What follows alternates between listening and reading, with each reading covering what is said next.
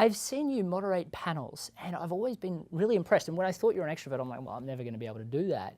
But now I'm really excited about finding out about how you do that, because every time I see you moderate a panel, it's so engaging.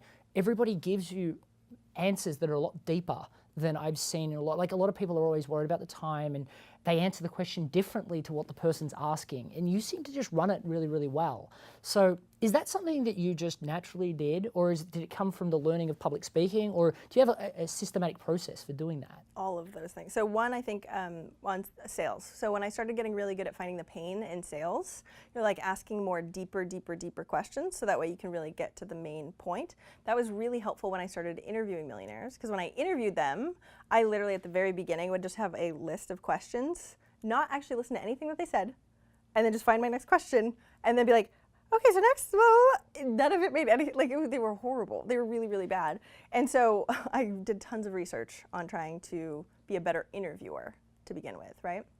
And read all the books, figured out all of this stuff. And a lot of people said, don't get to know your person too much, because your audience doesn't know them. And I'm like, perfect, now I don't have to do all the research work. Yay, this is great.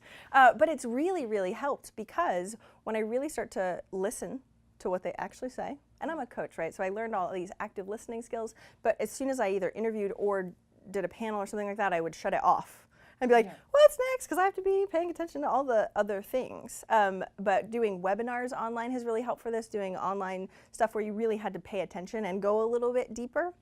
So I do have a system, okay? So part of it is, again, not knowing too much about the guests in general. But when I go through, I try and figure out from the audience perspective what they actually care about. So definitely go back through and try and figure out who's in the audience. I mean, this is 101 stuff, but who's in the audience, so that way I can tailor whatever questions. I don't write any questions down in advance, really, unless they ask for it. So when I moderate a panel, a lot of them ask for it. It's kind of, I'm like, come on, just trust me, right? I'm Jaime Masters. Why don't you just trust me to do that? I will take care of you people, but I'm sure I've been moderated on really horrible panels. So I'm like, oh gosh, no, you should, that's a horrible question.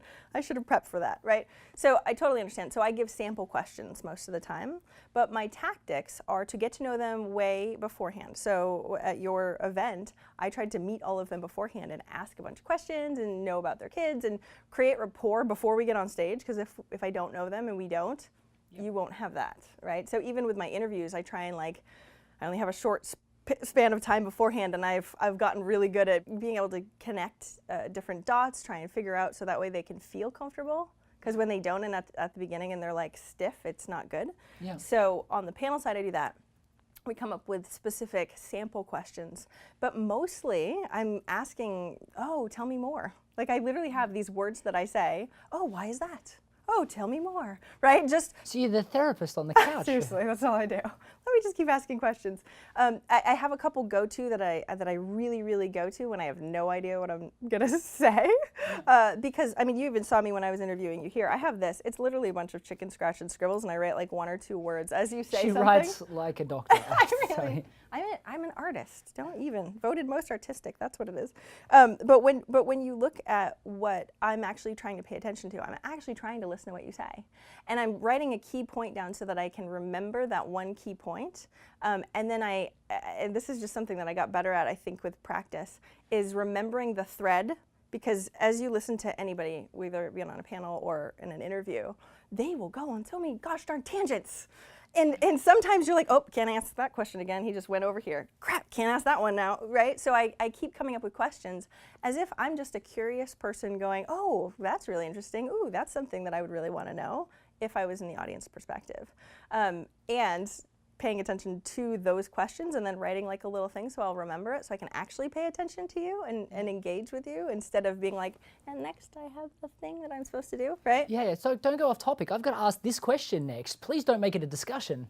Okay, but you know that happens, right? So that's when I go, oh, tell me more. Like, oh, I don't know. I have nothing to say here. You changed it completely. Yeah. And now I don't have enough time to come up with a different question in my head. So literally that's where I just go to those. And it's just doing it and going with the flow. I used to be so rigid in going, well, this is what I want to get out of it in advance.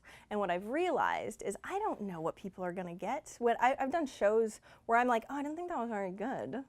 And people will write emails to me, that was the best show you've ever done. And I'm like, okay, I thought they were saying like generic information that wasn't really helpful to people.